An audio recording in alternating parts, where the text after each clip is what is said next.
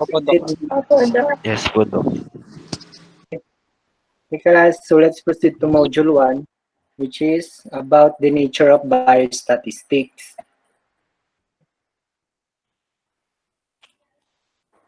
So our target outcomes, so that to explain clearly the basic concepts in biostatistics and its application in veterinary medicine and other health sciences. When we say biostatistics, ano ba yung pumapasok sa inyong isip? What comes into your mind when you say biostatistics? Experiments. Experiment, Research. Analysis. okay, analysis, Collection of data. okay. Okay, tama yung mga yan. So, when we say biostatistics, so if titignan nyo dito yung mga root word, we have the bio and statistics. And first doon yung statistics, when we say statistics, di ba? Ito yung collection or analyzation ng mga numerical data to come up with a specific result or conclusions. And then bias naman, bio meaning life. So ipagsasamahin mo yon, so that is application of statistics doon sa biology, which is or anything, any sciences na related sa life. So, but when we of statistical methods to a wide range of topics in biology, it encompasses the design of biological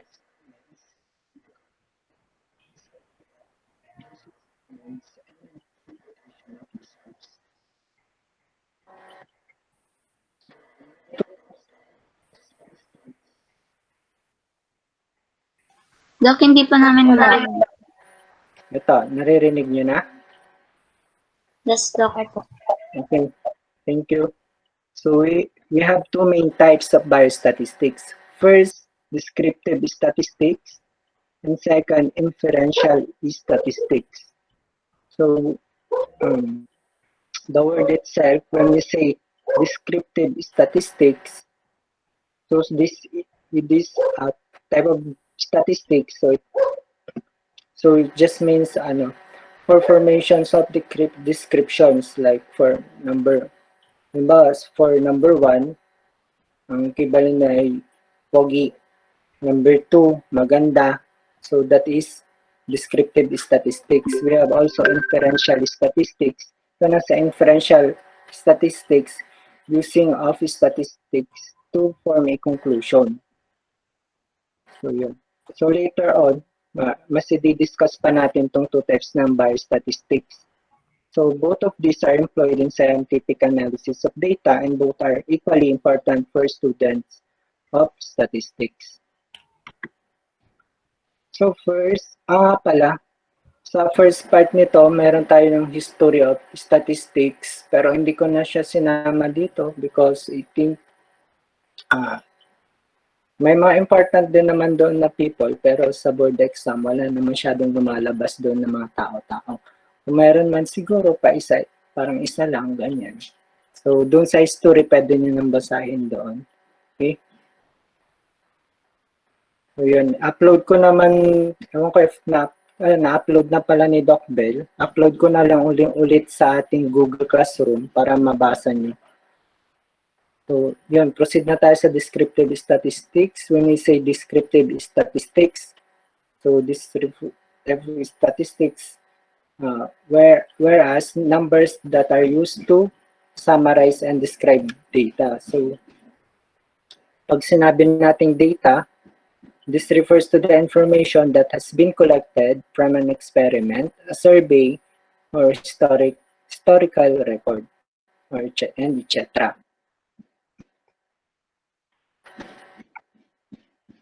So under descriptive statistics, we have the different measures. We have the measurement of frequency. So it refers to the count, percent, and frequencies. When we have also measures of central tendency, mean, median, mode. So when we say central, ito yung average nila.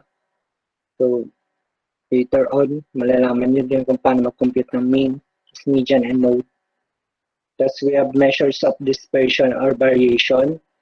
So, variation, dispersion, so ito mga range, variance, and standard deviation. So, ang ba sa standard deviation, kung paano nadidistribute yung number. Then, measures of position, so it uses percentile ranks and quartile ranks. So, position, meaning may mga rankings. So, how to describe descriptive result? So, here are the steps how to describe descriptive results. First, we should add a table of raw data in the appendix. And then, include a table with appropriate descriptive statistics. Example, the mean, mode, median, and standard deviation. So, always bear in mind that when putting a table, kasama na usually atong mga atong computation, like the mean, mode, median, and standard deviation. Then after that, identify the level or data. So what are the collected data? Kailangan nyo din i-identify yun. Then include a graph. So graph, with the help of graph, mas madali mo siyang ma-interpret yung data mo. Then give an explanation of your statistics in a short paragraph. Then of course, the explanation is the most important para maintindihan nila yung tinutukoy mo doon sa graph mo or dun sa mga collected data mo. So, interpret the key results for descriptive statistics. So, how to interpret the results? So, step 1 describe the size of your sample. Step 2, describe the center of the data. Okay. Step 3, describe the spread of your data. Step 4, you should assess the shape and spread of your data distribution. In step 5, compare data from different groups. So in collecting data, these steps are very important because dito mo makikita if feasible ba. Dok, ang hina po. Okay. Sige. Opo, Dok, hindi po marinig yung sinasabi nyo. Mahina yung sounds. Ito ba? Okay na? Yan, Dok. Lumalakas yung mahina, Dok. Okay. Sige. Yan. Try ko na lang mas lakasan pa. So yun sa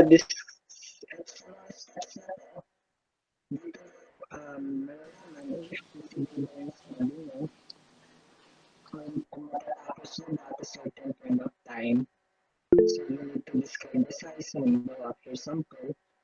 So magiging okay ba? Dok, umina po. Then center of your data, saan magpo-focus yung data mo? Spread of data, kung ano yung mga kasali dito. Halimbawa, kung saang lugar ba dapat. Then assess the shape and spread of your data distribution.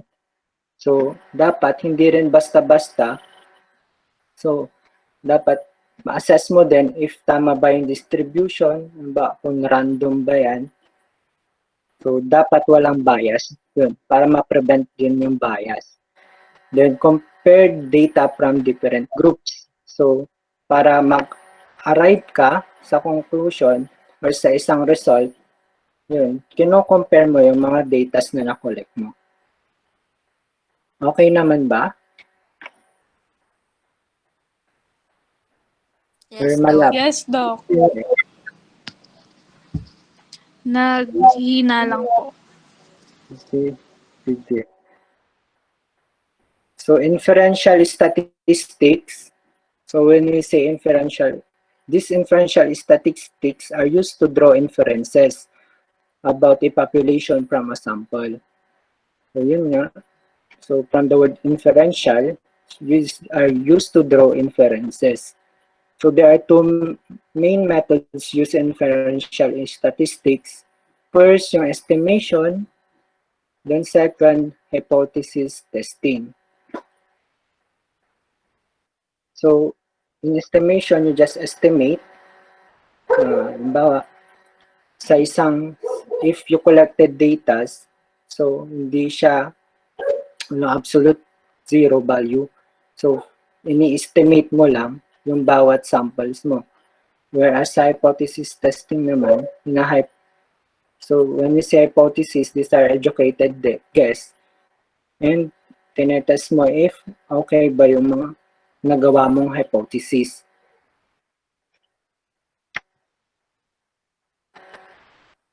Okay.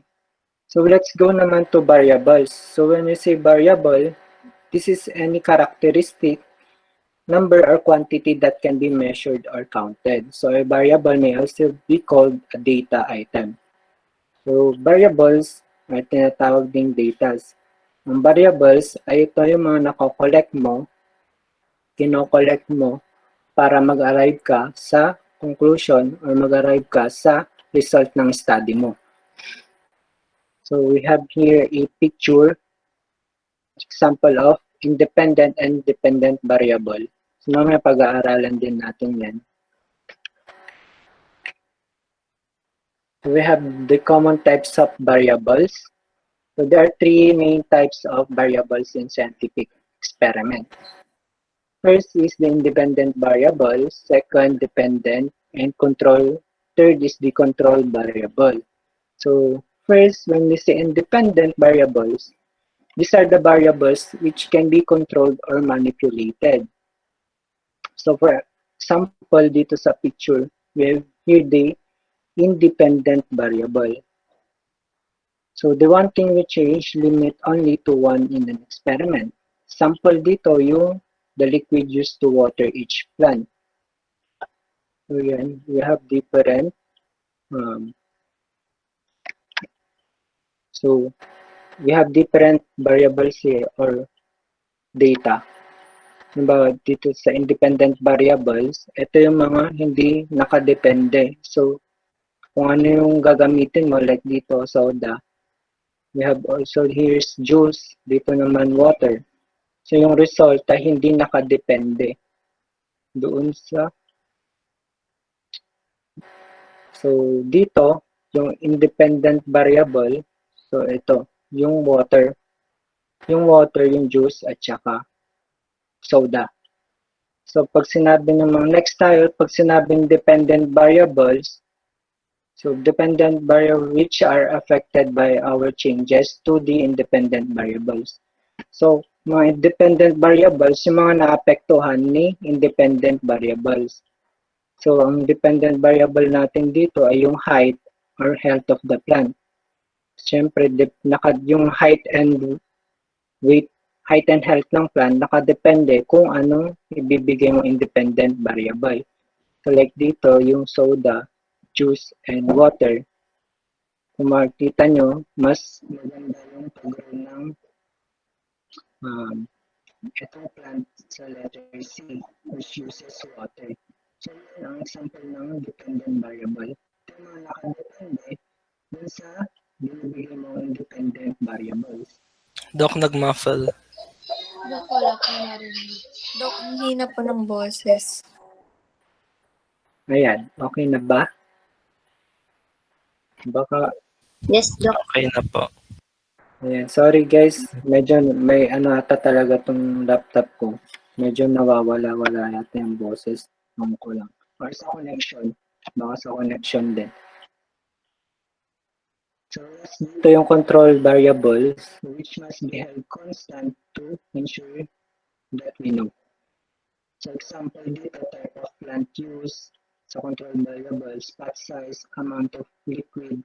So, ito yung mga variables na hindi nagbabago, which is pare-parehas.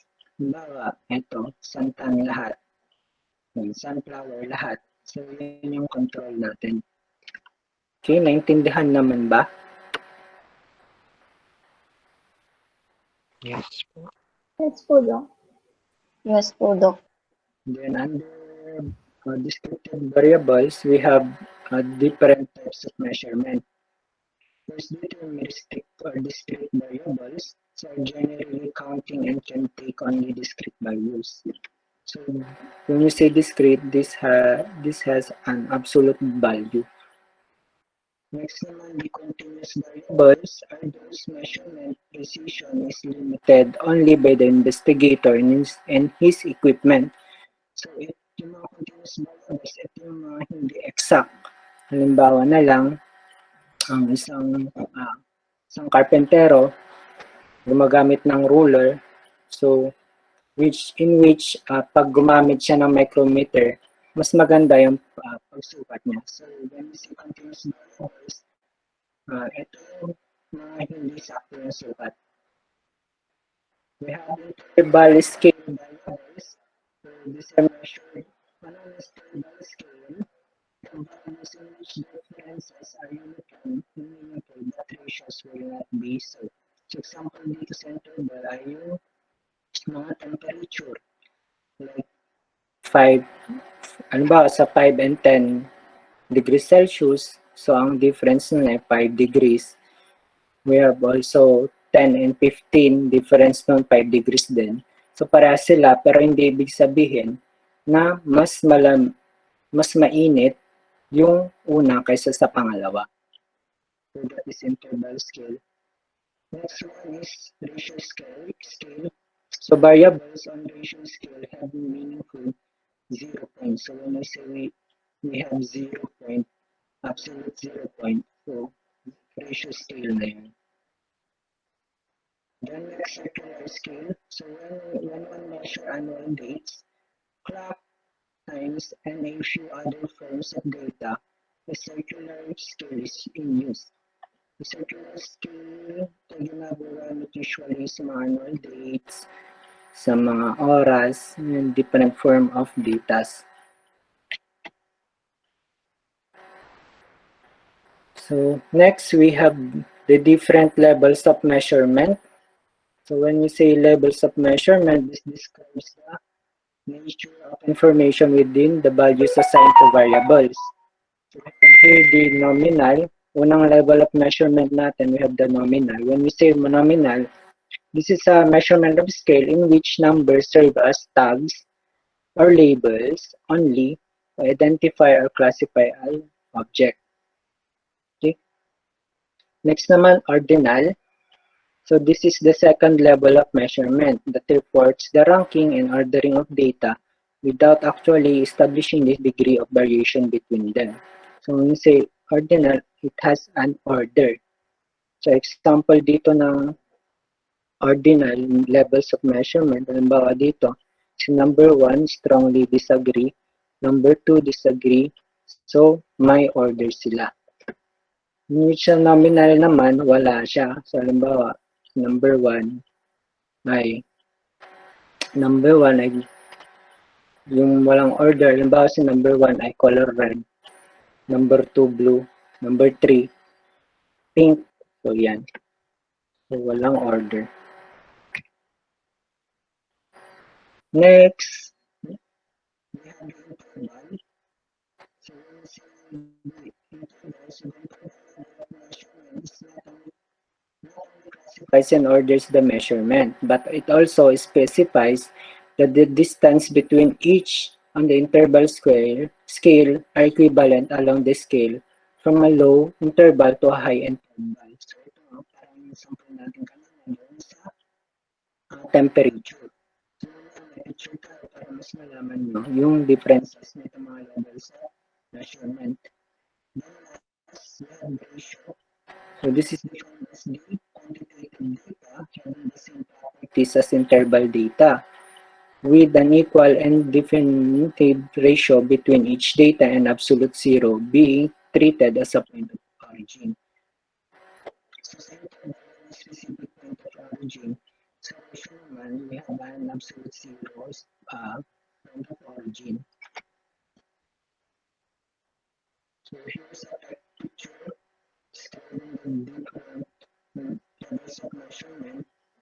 Here's your ratio data. Examples natin dito. High age, weekly food spending. Paunahin naman natin para si nominal. When we say nominal, so these are categorized with no ordering or direction. Bawal, marital status, type of car owned. So ordinal naman, So, there's order categories. So, meron siyang rankings, order scaling.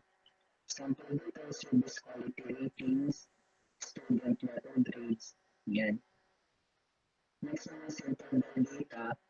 So, differences between measures that don't have 2-0 point.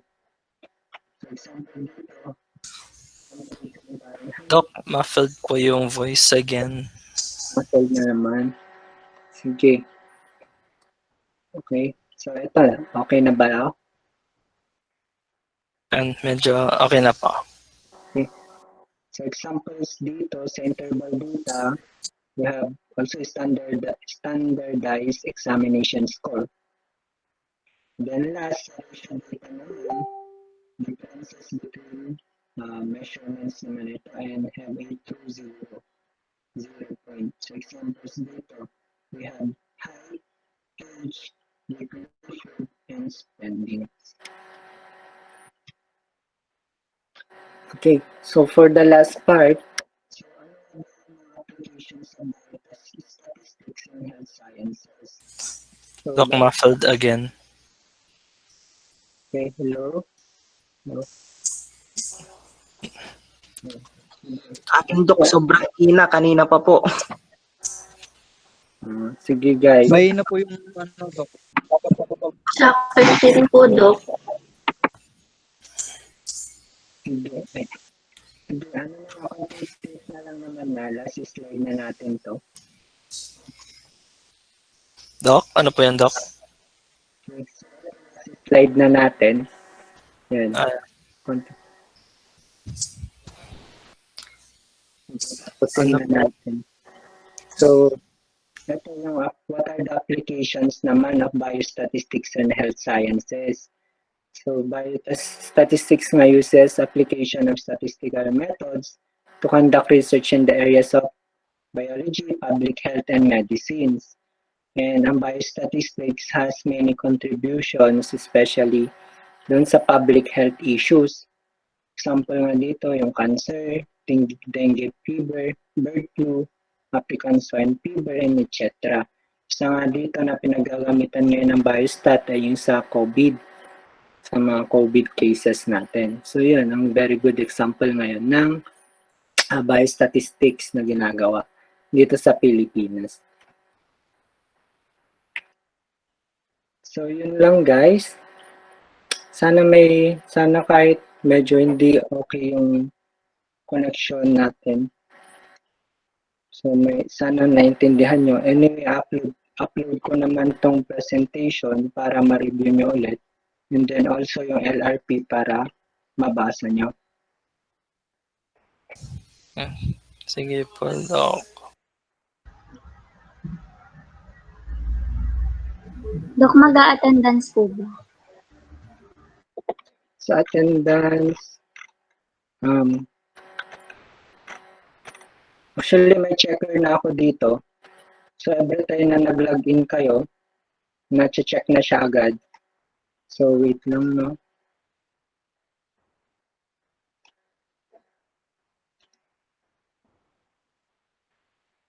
Sa ibang klase nyo ba nag-attendance kayo lagi? Sa animal nutrition at welfare. Yes po, Doc. So yun. Sa attendance naman, ito, may ginagamit akong extension dito sa Google Meet. So dito nakikita ko if nagsa-sign in kayo tapos log out. Tapos at the end of the meeting, doon lang ulit kayo nagsa-sign in. So yun. Yun din yung kagandahan nito. Pawala-wala po kasi yung internet connection. Kaya nagsa-sign in tapos nagla-log out mag-isa, Doc. Nagla-log out mag-isa, Doc. So yun din. Okay. Titignan ko pa if i-consider ko tong natin, attendance. Since hindi tayo pare-parehas nga din ng connection. Yung iba sa atin, which is kailangan din natin intindihin, nasa malalayong lugar. Yung iba, wala pa talagang mga cell sites doon, mga towers. So yun, medyo nagkakaproblema. So tignan natin if i-consider natin to na basis din ng grading system nyo.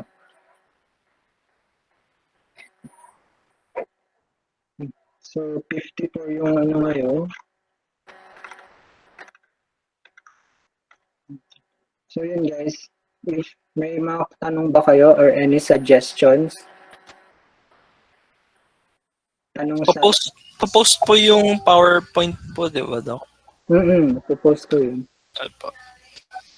Yun lang po, Doc. So, yun guys. Suggestions din. Baka mas gusto nyo din ng ano na lang, lecture videos. Pwede naman akong gumawa na lang ng video. Tapos, i-send ko doon sa ating Google Class. So, pwede rin yun. If hindi talaga din makasunod yung iba,